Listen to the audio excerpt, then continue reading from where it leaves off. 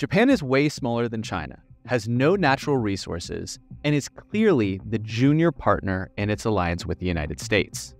Did I mention that they're in the midst of a demographic implosion? So how the hell could their future possibly look bright? Well, the Japanese stock market has returned to the all-time highs of the 1990s before its asset bubble burst. Simultaneously, the country's largest union landed a 5% wage hike for its 7 million members, while the Bank of Japan raised interest rates for the first time in 17 years. Most analysts point to economic stagnation, demographic challenges, and rising debt stopping a Japanese geopolitical resurgence. But they miss that Japan is waking up. Changes to labor laws, tax codes, and healthcare systems have made it easier for young adults in Japan to form families and raise children. The country remains the world's oldest society, but it is no longer the fastest aging. South Korea, China, and Germany are all in worse shape. It is also a global leader in automobiles, semiconductors, and electronics, leading to a healthy trade surplus. But the biggest shift is the change in Japan's relationship with the United States. Japan has bought its way into the inner circle of American allies. This strategic move will help Japan counter its historic rival China's increasingly aggressive moves in the Indo-Pacific. The following decade will be a deciding one for the globalized economy, the geopolitics of Asia, and the future of Japan. Let's put some of the pieces of the puzzle together to explain why Japan's outlook is far from grim. Japan is the United States' most important ally, which is crazy because 78 years ago, they dropped 2 nuclear bombs on them. But today, China is America's primary geopolitical rival. In addition to being the world's second largest economy, China is pressing to dominate Asia. Their publicly stated plan is to take Taiwan either peacefully or by force, then exert additional influence on the rest of Asia to secure greater economic autonomy, finally leveraging that to global hegemony.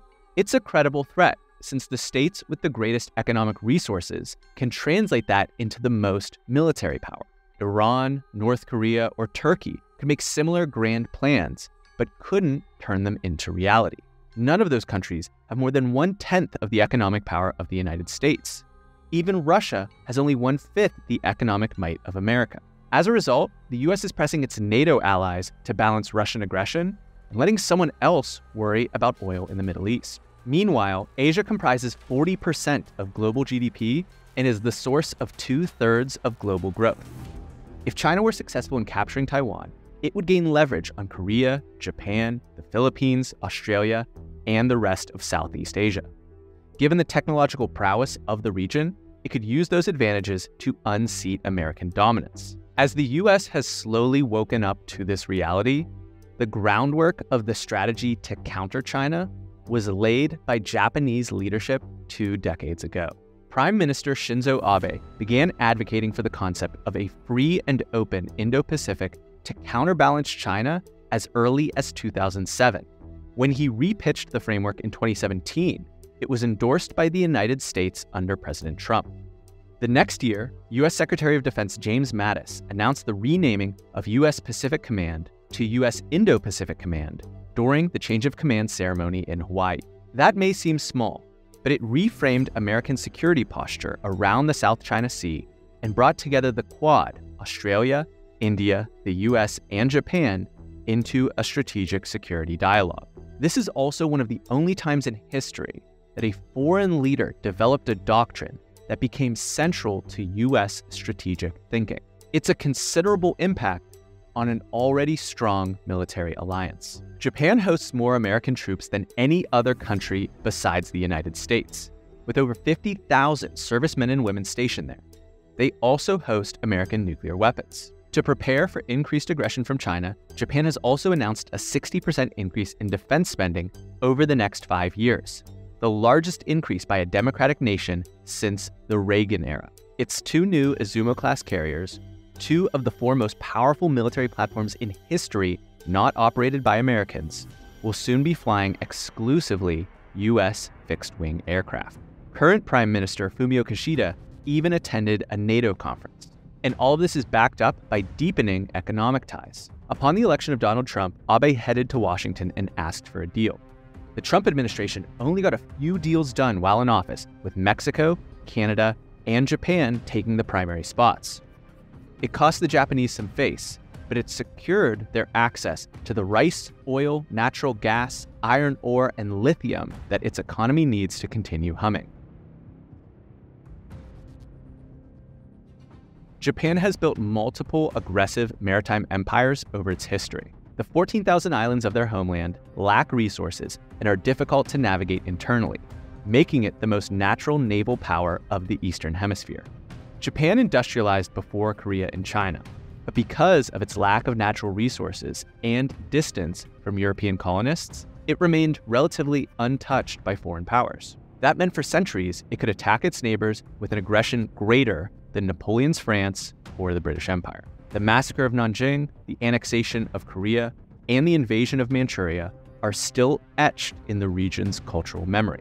After its defeat in World War II, those scars could have easily led to retribution from its neighbors. But in the context of the new US-led order, Japan's advantages extended.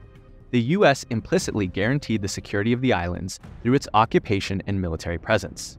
Japan was limited to focusing on economics. This is due to Article 9 of the new Japanese Constitution, which renounced war and limited forces to exclusively defensive application.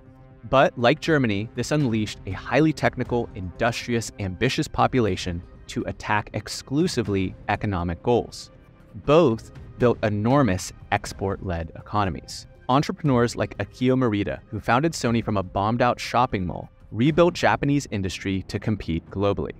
Legacy Japanese companies that were dominant before World War II, like Hitachi, Toshiba, and Mitsubishi, came roaring back.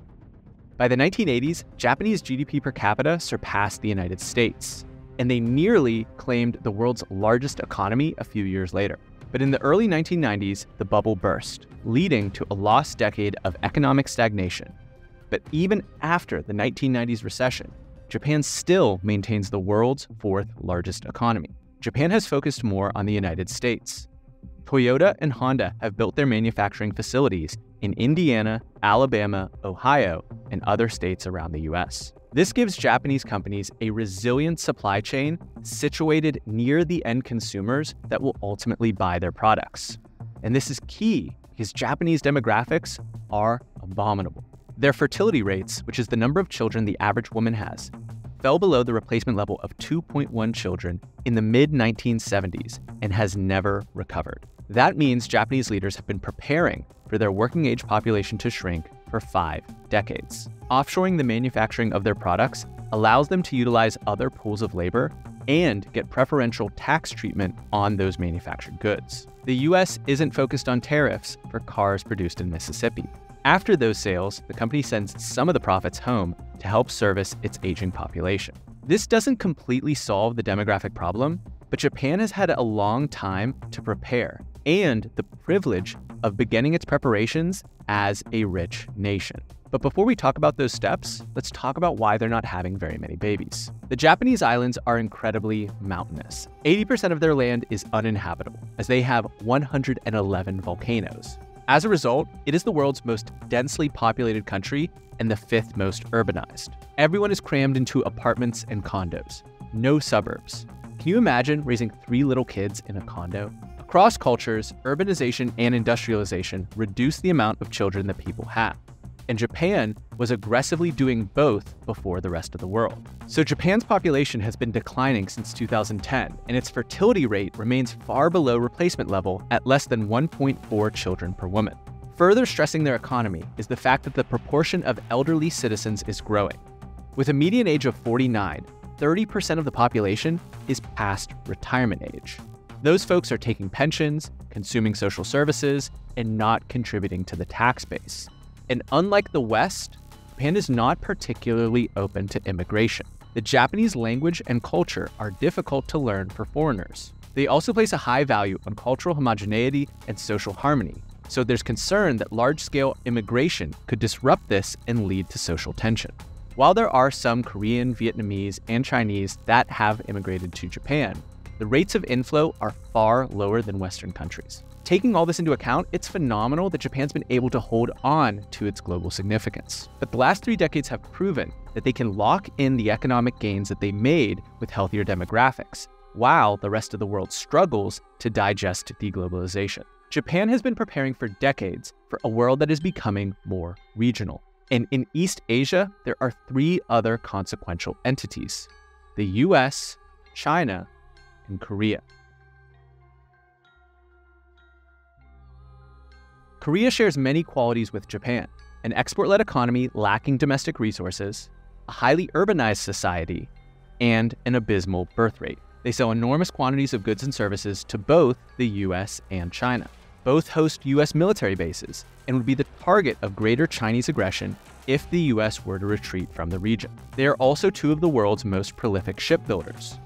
From the ashes of World War II, Japan's shipbuilding industry played a crucial role in the country's economic recovery. Japanese shipyards quickly adopted new technologies and efficient production methods, leading to a rapid increase in output and global market share. By the 1960s, Japan had become the world's leading shipbuilding nation, a position it held until it was overtaken by South Korea in the early 2000s. In 2010, China surpassed South Korea and has held the top spot ever since.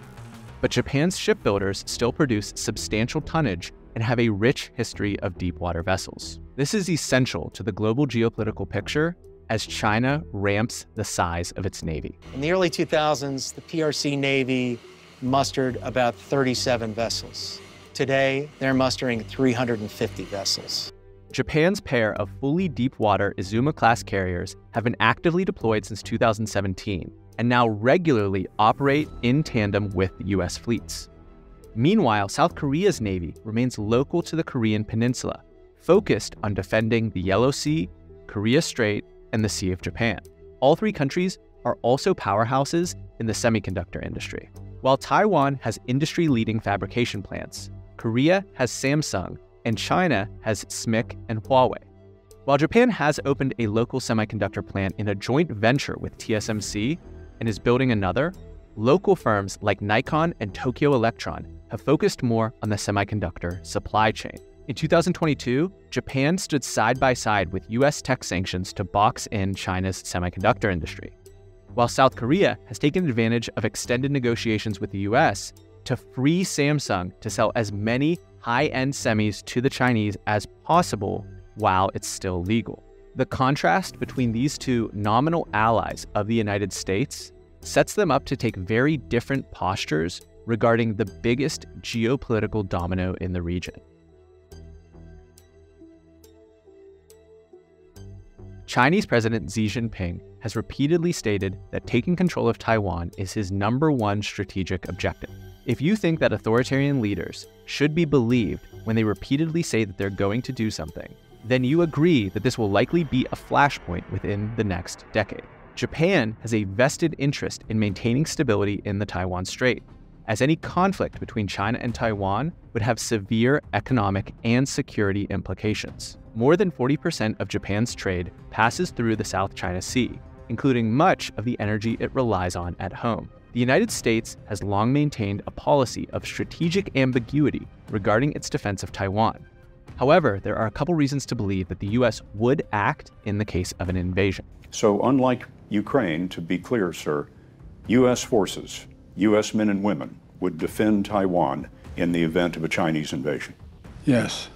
For starters, invading Taiwan would be extremely challenging for the Chinese. The amphibious D-Day invasion of Normandy was a logistics miracle. Yet, an invasion of Taiwan would cross a greater body of water with larger tidal surges and be focused on fewer, more clearly defined beachheads. While all war games suggest Chinese victory without US involvement, defeat becomes possible should the US and Japanese military be activated. After retirement, former Prime Minister Shinzo Abe said that Japan and the US could not stand by if China invades Taiwan. China is well aware of the potential for US intervention and may consider a preemptive strike against US assets in the region before launching an invasion of Taiwan. As most US military assets in the area are located within Japan, such an attack would likely drag both Japan and the United States into the conflict. And it's Japan's nearby bases and navy that could play a decisive role in the conflict.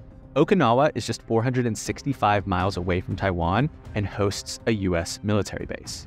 The Senkaku Islands are an even closer group of uninhabited islands controlled by Japan that could act as unsinkable aircraft carriers in the event of a conflict.